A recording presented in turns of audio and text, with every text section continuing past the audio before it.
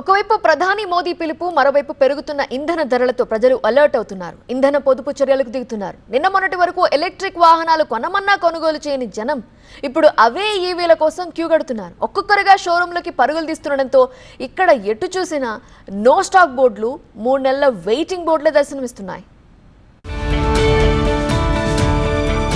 దేశవ్యాప్తంగా electric vehicles కు full demand ఏర్పడుతోంది. తెలుగు రాష్ట్రాల్లోనూ ఎలక్ట్రిక్ వాహనాల క్రేజ్ ఒక్కసారిగా పెరిగిపోయింది. నిన్న మొన్నటి వరకు మైలేజ్, ఛార్జింగ్ స్టేషన్ల కొరత, బ్యాటరీ భద్రతపై అనుమానాలతో వెనుకడుగు వేసిన జనం ఇప్పుడు ఈవీ షోరూంల వైపు పరుగులు తీస్తున్నారు.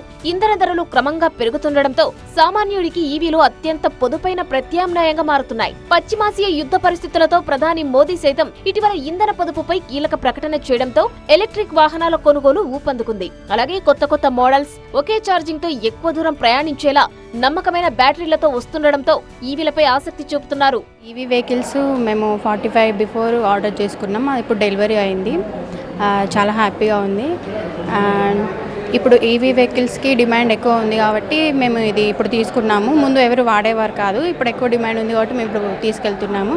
దగ్గర లోకల్ తిరగడానికి కూడా ఇప్పుడు పెట్రోల్ తీసుకోలేము కదా, సో ఈవీ వెహికల్ అయితే బెటర్ ఉంటుందని తీసుకుంటున్నాం. 45 డేస్ తర్వాత వచ్చింది. కారణాలేవైనా దేశంలో పెరుగుతున్న పెట్రోల్ ధరలు సామాన్యుడి జీవితాన్ని కుదేలు చేస్తున్నాయి.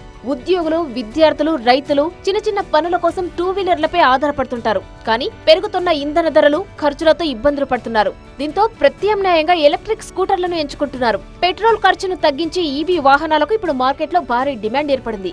షోరూంలలో ఎలక్ట్రిక్ వాహనాలు దొరకని పరిస్థితి నెలకొందంటే సీన్ ఎలా ఉందో అర్థం చేసుకోవచ్చు.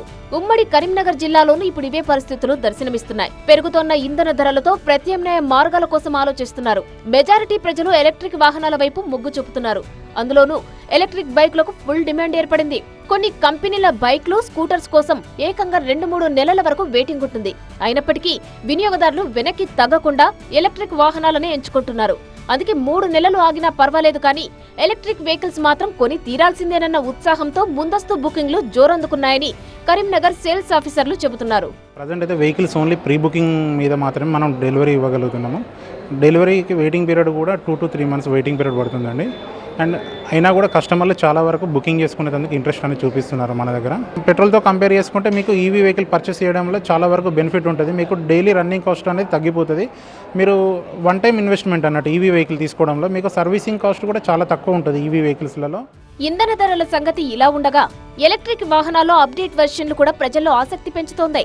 ఒక్కసారి ఛార్జ్ చేస్తే తక్కువ ఖర్చుతో ఎక్కువ దూరం ప్రయాణిస్తుండడం, మెయింటెనెన్స్ ఖర్చు కూడా తక్కువగా ఉండడంతో ఎలక్ట్రిక్ వాహనాలకు ఆదరణ పెరుగుతుంది.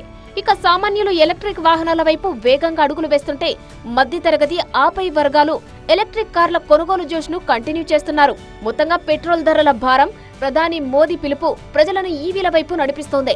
మోడర్న్ టెక్నాలజీ, పొదుపు మంత్రంతో ఎలక్ట్రిక్ వాహనాల యుగం స్పీడ్ అందుకోబోతోంది. ప్రజల్లోనే మార్పుతో పర్యావరణ పరిరక్షణ, జేబుకు మేలు చేసే ఈవీ విప్లవం త్వరలోనే రాబోతుంది. రోడ్లన్నీ పర్యావరణ రహితమైన ఎలక్ట్రిక్ వాహనాలమయం కానుంది.